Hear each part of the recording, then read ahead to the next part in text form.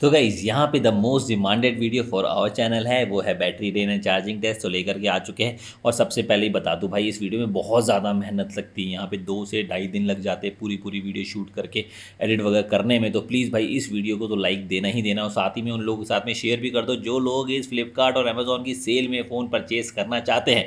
और साथ ही में केवल बैटरी ड्रेन और चार्जिंग टेस्ट ही नहीं, परफॉर्मेंस भी काफ़ी कुछ जानने को मिलती है। सबसे पहले हमारे पास में कौन सा फ़ोन, मोटो H50 5000 mAh की बैटरी के साथ में। उसी के बाद में iQOO Z9s है, वो है 5500 mAh की बैटरी के साथ में। Z9s Pro है सॉरी, और T3 Pro 5500 mAh की बैटरी के साथ में। मोटो H50 फ्यूजन भी है, ये 5000 mAh की बैटरी के साथ में है।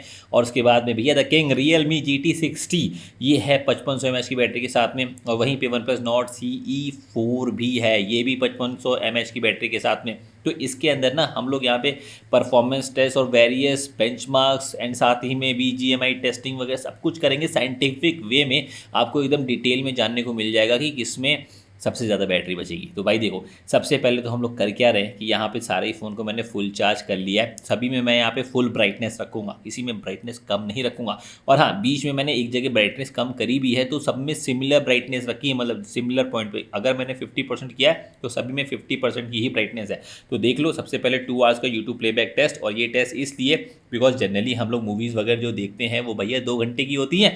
तो 2 घंटे लगातार हमने यहाँ पे यूट्यूब चलाया। उसके बाद जो बैटरी बची है उसमें आपके सामने भाई रिजल्ट है। देखिए यहाँ पे भैया iQOO बहुत ज़्यादा बैटरी बचा रहा है, and even OnePlus Nord CE4, तो ये दोनों काफ़ी ज़्यादा बढ़िया है। T3 Pro भी भैया आसपास में ही है, एंड इवन मोटो H50 भी, और realme GT भी। तो देखो भैया, इसके बाद और जैसे जैसे हम आगे बढ़ेंगे तो हमें और जानने को मिलेगा। इसके बाद हमने कहा परफॉर्मेंस टेस्ट करते हैं, ताकि हम लोग को भाई यहाँ पे परफॉर्मेंस के बारे में भी तो पता चले। तो हमने क्या किया कि सबसे पहले Antutu बेंचमार्क हमने रन किया। तो भाई यहाँ पे Antutu बेंचमार्क रन करने के बाद में जानने को मिला कि सबसे बढ़िया परफॉर्मेंस realme GT60 की है भैया, 14 लाख। उसके बाद देखिए भाई यहाँ पे T3 Pro और मोटो H50, Z9s Pro, Nord CE4, ये सारे फ़ोन आते हैं। लेकिन सबसे कम स्कोर किया था मोटो H50 फ्यूजन ने। करे भी क्यों ना भाई, उसका जो है प्रोसेसर थोड़ा सा कमज़ोर है ही है। खैर, लेकिन उसके बावजूद भी हमने कहा कि चलो नेक्स्ट वाले टेस्ट की तरफ चलते हैं। तो हमने कहा कि इसी में स्टोरेज की रीड एंड राइट स्पीड भी हम लोग ज़रा देखते हैं कि क्या आती है। तो भाई जब उसको मैंने किया ना, तो यहाँ पे जानने को मिला है सबसे फास्टेस्ट तो देखिए भैया realme GT60 काफ़ी बढ़िया स्कोर कर रहा है। और वहीं पर आप देखेंगे इसके बाद बाकी सब ऑलमोस्ट सिमिलर पे ही है। आपका vivo T3 Pro यहाँ पे सेकेंड नंबर पे है। थर्ड पे यहाँ पे Nord CE4 है, जिसके अंदर UFS 3.1 है, फिर भी इतना कम इसने स्कोर किया है। UFS 3.1 भी भैया स्कोर करना चाहिए था 1 लाख के ऊपर, लेकिन पता नहीं क्यों यहाँ पे इतना कम आ रहा है। फिलहाल सबसे कम अगेन यहाँ पे आप देखेंगे तो मोटो H50 ने और भाई iQOO Z9s Pro ने किया है। अब पता नहीं क्यों। अब इसके बाद मैंने कहा कि चलो CPU थ्रॉटलिंग टेस्ट किया जाए, जरा उसके बारे में भी जान करके देखा जाए कि आखिरकार उसमें कैसी परफॉर्मेंस रहती है। तो मैंने डिफ़ॉल्ट में जो यहाँ पे CPU थ्रॉटलिंग में जो यहाँ पे टेस्ट होता है ना, मैंने उसी को यहाँ पे रन किया। और उसको भाई रन करने के बाद में मैंने यहाँ पे देखा भाई ग्राफिकल, तो देखिए ग्राफ देखिए आप। तो भाई ग्राफ में तो यहाँ पे देखेंगे कि भाई Nord CE4 का ग्राफ थोड़ा सा ना कमज़ोर आया है, लेकिन कंपैरेटिवली देखिए स्कोर का ठीक ठाक ही आया है। वहीं पे realme GT60 ने भी ठीक ठाक यहाँ पे परफॉर्म किया है। और सबसे कम जो स्कोर आ रहा है भाई वो मोटो H50 फ्यूजन का है। और अगर आप देखेंगे vivo T3 Pro and iQOO Z9s Pro, ये दोनों ऑलमोस्ट सिमिलर टाइप की ही परफॉर्मेंस दे रहे हैं CPU थ्रॉटलिंग में, ग्राफ के भी मामले में और एवरेज परफॉर्मेंस में भी। और वहीं मोटो H50 वहाँ पे इन दोनों से थोड़ा सा कम ही देता है। खैर, इसके बाद हम लोग नेक्स्ट वाले टेस्ट की तरफ चलेंगे, जो कि बहुत ज़्यादा ज़रूरी हो जाता है, वो है 3D मार्क टेस्ट। तो चलिए जल्दी से उसकी तरफ चलते हैं और आप लोग को दिखाते हैं। उसमें मैंने रन किया है, और इसके आपको ना ही सिर्फ परफॉर्मेंस बल्कि आपको फ़ोन कौन सा ज़्यादा हीट होता है ये भी आपको पता चलेगा। तो जल्दी से मैं यहाँ पे फास्ट एंड फॉरवर्ड करता हूँ और आपको सीधे मैं रिजल्ट की तरफ चलूँगा। उससे पहले रिक्वेस्ट दोबारा से कर रहा हूँ, वीडियो को लाइक करके शेयर करना भूलिएगा नहीं। देखिए भैया आ गए स्कोर, सीधे स्क्रीनशॉट की तरफ मैं लेकर के आ जाता हूँ आपको। देखिए यहाँ पे वाइल्ड लाइफ स्कोर में देखिए जो लूप स्कोर है, आप देखिए भाई realme GT60 भाई 10,000 से ऊपर, मतलब नेक्स्ट लेवल का। इस पर्टिकुलर जितने भी फ़ोन है उसमें सबसे ज़्यादा बेहतरीन स्कोर realme GT60 ने ही किया है, ठीक है। और इसके बाद देखेंगे मोटो H50 फ्यूजन सबसे कम कर रहा है। बाकी T3 Pro, Z9s Pro ये सब भाई 3000 के आसपास में स्कोर करते हैं, उसमें कोई प्रॉब्लम नहीं है। इवन मोटो H50 भी करता है। लेकिन इसके बाद अगर हम लोग अगर आपको टेम्परेचर की तरफ लेकर के चलें, देखें तो सही कि भाई कौन सा फ़ोन ज़्यादा हीट हो रहा है। OnePlus Nord CE4 की बात करें तो कि देखिए भाई FPS यहाँ पे 42 और टेम्परेचर 39 डिग्री तक की जाते हुए। और realme GT60 भाई नेक्स्ट लेवल 80 FPS तक की 44 डिग्री यहाँ पे हीटिंग भी हुई तो परफॉर्मेंस भी मिली। वहीं मोटो H50 फ्यूजन 23 FPS केवल और 41 डिग्री। वहीं देखिए वीवो T3 Pro 43 डिग्री के आसपास में गया 41 FPS। वीवो और iQOO दोनों सिमिलर परफॉर्मेंस दे रहे हैं। और मोटो में देखिए भाई अगेन यहाँ पे परफॉर्मेंस कमी आ रही है और हीटिंग भाई 40 डिग्री को टच कर रही है। तो भाई ये था, तो चलो समझ में आया। ये बेसिकली गेमिंग का तो था नहीं ना, तो ये तो यार नॉर्मल वाला था। इसके बाद अभी हम लोग यहाँ पे म्यूजिक प्लेबैक टेस्ट करेंगे, उसके बाद आपको बैटरी का रिजल्ट दिखाएंगे और फिर गेमिंग की तरफ लेकर के चलेंगे कि उसमें कितने एफपीएस मिलते हैं। तो चलिए भाई यहाँ पे 3 घंटे से लेकर के 4 घंटे के बीच में हम लोग ने यहाँ पे लगातार कंटिन्यूअस प्ले कर दिया था म्यूजिक, और उसके बाद में जो आपको देखिए रिजल्ट आया है बैटरी का आपके सामने है। यहाँ पे सबसे ज़्यादा जो बैटरी बचाई है वो भाई वीवो T3 Pro ने नहीं iQOO ने बचाई थी, और बाकी भाई मोटो के फ़ोन कम ही यहाँ पे परफॉर्म कर रहे थे। रियलमी GT60 ठीक ही ठाक था। फिलहाल अगले गेमिंग की तरफ हम लोग यहाँ चलते हैं। तो गेमिंग में देखने को मिलता है कि भाई यहाँ पे सारी फ़ोन स्मूथ में एक्सट्रीम प्रोवाइड करते हैं, पर एक यहाँ पे रियलमी GT60 है जो कि 90 FPS प्रोवाइड करता है, और बाकी सारे फ़ोन HDR में एक्सट्रीम भी प्रोवाइड करते हैं कि सिवाय मोटो H50 को छोड़ करके। ठीक है, मोटो H50 को छोड़ करके देखिए बाकी सारे फ़ोन में आपको यहाँ पे HDR में भी एक्सट्रीम देखने को मिल रहा है, और इवन मोटो H50 फ्यूजन भी ये चीज़ भाई प्रोवाइड कर रहा है। चलिए खैर, इसके बाद मैंने देखिए 1 आवर का मैंने लगातार इसमें BGMI मैंने प्ले किया है, और 1 आवर के बाद में दिखाता हूँ आपको किसमें कितनी बैटरी बची है, बिकॉज BGMI जो है ना परफॉर्मेंस सेंट्रिक काम है, तो भाई सबके बस की बात नहीं होती है। तो देखिए 1 आवर के बाद दिखाता हूँ आपको। तो गाइस देखिए यहाँ पे 1 आवर के PUBG टेस्ट के बाद में अगर देखें तो भाई सबसे ज़्यादा बैटरी अगर किसने बचाई है वो है iQOO Z9s Pro, और सबसे कम बैटरी जो है बची है वो है Moto H50 and Moto H50 Fusion में। रियलमी GT इतनी अच्छी परफॉर्मेंस देने के बाद में भी बैटरी भाई ठीक ही ठाक उसके अंदर रह रही है। खैर, इसी के जस्ट बाद में हमने कहा कि क्यों ना यहाँ पे कैमरा टेस्ट भी किया जाए, बिकॉज जनरली हम लोग व्लॉगिंग वगैरह भी करते हैं, बैक वाले कैमरा से भी शूट हम लोग करते हैं।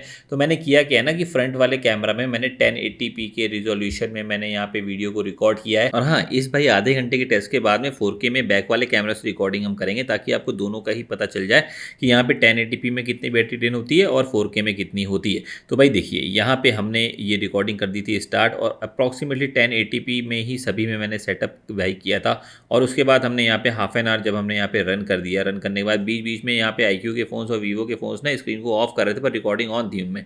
और देखिए यहाँ पे आप देखेंगे अगेन सबसे ज़्यादा बैटरी बचा रखी है iQOO की और OnePlus ने, और मोटो ने तो काफ़ी ज़्यादा बैटरी ड्रेन कर ही दी थी। तो यहाँ पे मैं 4K में अब शिफ्ट जो कर रहा हूँ बैक वाले कैमरे में। तो बैक वाले कैमरे में हाफ एन आवर के लिए हमने यहाँ पे वीडियो को कर दिया था रिकॉर्ड, और ये 4K में रिकॉर्डिंग हो रही है सारे स्मार्टफोनों में, और इसके अंदर हमारा हाफ एन आवर बीतने के बाद में दिखाता हूँ आपको कि कितना क्या फाइनली कैमरा टेस्ट के बाद में रिजल्ट आता है। तो देखिए भाई अगेन यहाँ पे वीवो और iQOO ने बीच बीच में यहाँ पे डिस्प्ले को ऑफ कर रहा था, लेकिन यहाँ पे रिकॉर्डिंग ऑफ नहीं हो रही थी। तो ये चीज़ें थी। देखिए यहाँ पे सबसे ज़्यादा जो बैटरी कम बची है मोटो H50 फ्यूजन, और मोटो H50 में सबसे बेहतरीन बैटरी अभी भी भाई OnePlus Nord C4 में बची है। iQOO अभी भी 40% बैटरी के साथ में, रियलमी भी ठीक ठाक बैटरी बचा रहा है, और वीवो T3 Pro यहाँ पे 37% की बैटरी के साथ में आ रहा है। तो ये है कुछ आउटकम यहाँ पे कैमरा टेस्ट के बाद में, और इसके बाद हम लोग देखते हैं कि आखिरकार ये सारे फ़ोन कब तक सर्वाइव करते। तो सर्वाइवल के लिए हमने यहाँ पे एक परफॉर्मेंस सेंट्रिक काम कर रहे हैं। 3D बेंचमार्क में कंटिन्यूअसली मैं सभी में एक साथ रन करता रहूँगा जब तक ये फुली ड्रेन ना हो जाए, ताकि हमें एक्चुअल में आउटकम पता चले कि कौन सा फ़ोन पहले ड्रेन होगा, कौन सा फ़ोन बाद में। तो देखिए भाई ज़्यादा इंतजार कराऊंगा नहीं। सबसे पहले मोटो H50 यहाँ पे अप्रॉक्सीमेटली 58 मिनट्स के अंदर ही यहाँ पे बोल जाता है, मतलब 3D मार्क जैसे ही मैंने स्टार्ट किया 58 मिनट में 6 आवर 58 मिनट का बैकअप दिया। वो मोटो H50 फ्यूजन 7 आवर 7 मिनट्स के आसपास में इसने यहाँ पे टाइमिंग को रखा है। इसके बाद लेट्स सी कि यहाँ पे नेक्स्ट वाला फ़ोन कौन सा ऑफ होता है। कोई यार गेसेस हैं, और गेसेस नहीं है तो भैया थोड़ा सा चैनल को सब्सक्राइब वाला बटन दबा दो, खाली अगर बैठे हुए हो तो खरीद देना। खैर इसी के बाद में देखिए भाई यहाँ पे रियलमी GT60 यहाँ पे 7 आवर 32 मिनट्स के आसपास में यहाँ पे स्कोर कर जाता है, मतलब 7 hour 32 minutes is not bad यार with this particular of performance. 5500 mAh की बैटरी वाकई में यार ऐसी परफॉर्मेंस के साथ में बनती ही थी, और रियलमी ने ये चीज़ को काफ़ी अच्छे से भापा और काफ़ी अच्छा स्कोर निकल करके आया है इसका भी।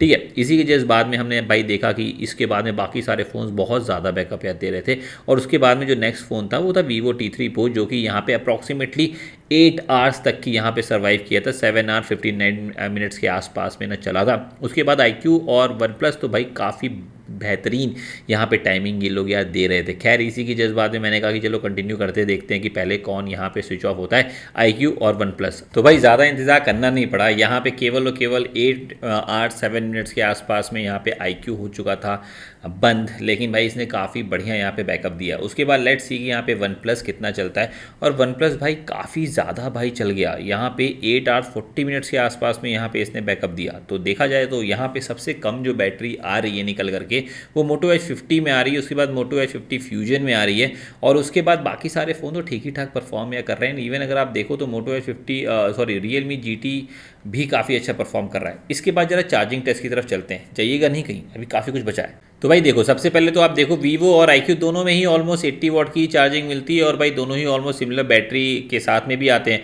और चार्जिंग स्पीड भी सेम है और चार्जिंग टाइम भी सेम ही होगा। तो इसलिए मैंने iQOO को हटाया और T3 Pro को ही मैंने यहाँ पे रखा है। उसके बाद मोटो के बारे में बताओ तो भैया मोटो में 68 वॉट का चार्जर आता है, ठीक है, मोटो H50 के अंदर। और अगर मोटो H50 के बाद में मैं बात कर लेता हूँ मोटो H50 फ्यूजन की, तो उसमें भी 68 वॉट का ही चार्जर आपको देखने को मिलता है। तो दोनों में 68 वॉट का चार्जर हमने लगा दिया है। रियलमी GT60 की बात करें 120 वॉट का चार्जर आता है। साथ ही में गाइस यहाँ पे वन प्लस में ना 100 वॉट का चार्जर आता है। लास्ट वाली वीडियो में मैंने इसका चार्जिंग टेस्ट किया था, तो इसलिए मैं इसको यहाँ से हटा रहा हूँ। अगर आपको वो वीडियो चेक करनी है तो मैं आई बटन में भी दे दूंगा और डिस्क्रिप्शन में भी दे दूंगा, ठीक है। और सबको मैंने यहाँ पे एक साथ लगा दिया है चार्जिंग पे। और बीच में vivo T3 Pro और iQOO Z9s Pro क्यों लिख करके आ रहा है वो आप भाई समझ जाए, मैंने शुरुआत में भी आपको बता ही दिया था। और अभी मैंने यहाँ पे चार्जिंग स्टार्ट कर दी है और टाइमर भी स्टार्ट कर दिया। और टाइमर स्टार्ट करने के बाद में मैं सबसे पहले आपको 15 मिनट के बाद में दिखाऊंगा कि अगर आप फास्ट में जल्दी में कहीं पे हैं और 15 मिनट में चार्जिंग अगर आपको करनी है, तो देखो भैया 15 मिनट में कितनी बैटरी एक्चुअल में चार्ज होती है यहाँ पे जल्दी जल्दी चार्ज करने में। और हाँ भाई देखो इतनी सारी मेहनत कर रहा हूँ, तो भाई अभी तक लाइक नहीं किया क्या, कर दो जल्दी से। तो चलो यहाँ पे आप देखिए सबसे फास्ट यहाँ पे रियलमी GT60 है, सिर्फ 56% यहाँ पे चार्ज हो चुका है। एंड इवन यहाँ पे आप मोटो और इसको भी देखेंगे, दोनों ही मोटो को काफ़ी अच्छी तरीके से चार्ज हुआ है। पर iQOO और vivo दोनों थोड़ा सा स्लोली चार्ज हो रहे हैं। उसके अंदर यहाँ पे केवल और केवल 80 वॉट का चार्जर आता है ना, लेकिन फिर भी भाई उसको चार्ज तो करना ही चाहिए था। पर फिर भी लेट्स सी कि यहाँ पे लॉन्गर रन में क्या हमें आउटपुट निकल के देखने को मिलता है। तो देखिए ऑलमोस्ट यहाँ पे 36 मिनट्स पे रियलमी फुल चार्ज हो चुका था, ठीक है। ऑलमोस्ट यहाँ पे 36 मिनट्स लगाए थे इसने फुल चार्ज होने में। और इसी की जस्ट बाद में मैं आपको दिखाता हूँ कि आखिरकार में मोटो vivo और दोबारा मोटो में कौन फाइट जीतता है। यहाँ पे आपको इंटरेस्टिंग चीज़ जानने को मिलेगी लॉन्गर रन वाले में।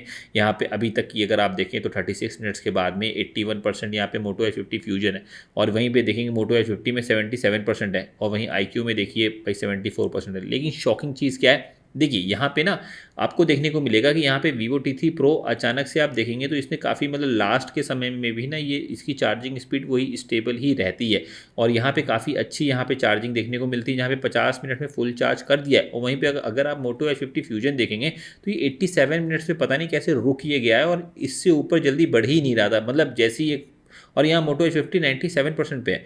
मोटो H50 फ्यूजन के साथ में ये इशू है, मैंने देख या लिया सेटिंग वगैरह में, मैंने कुछ नहीं करके रखा था, लेकिन फिर भी ये चीज़ देखने को मेरे को ना मिल रही थी। तो मैंने कहा पता नहीं क्यों है, फिलहाल के लिए अब ये बग है या क्या है। पर यहाँ पे 80 या 85% के बाद में यहाँ पे काफ़ी ज़्यादा स्लो चार्जिंग मोटो H50 फ्यूजन में देखने को मिलती है। पर मोटो H50 ने भाई 54 मिनट में फुल चार्ज कर दिया था, ठीक है। हालांकि मोटो H50 को भी 50 फ्यूजन को भी उसी टाइम में चार्ज करना चाहिए था, पर नहीं, यहाँ पे भाई 1 आवर 5 मिनट्स लगाया। तो भैया ये था हमारा battery drain and charging test. अगर आपको पसंद आ गया हो तो भैया प्लीज़ इस वीडियो को करिएगा लाइक, चैनल को करिएगा सब्सक्राइब, बेल आइकन को हिट करना भूलना नहीं। और मोटो का पता नहीं क्या हुआ यार, आई डोंट नो, लेकिन ऐसा ही रिजल्ट आया तो मैंने आपको वैसे ही दिखा दिया।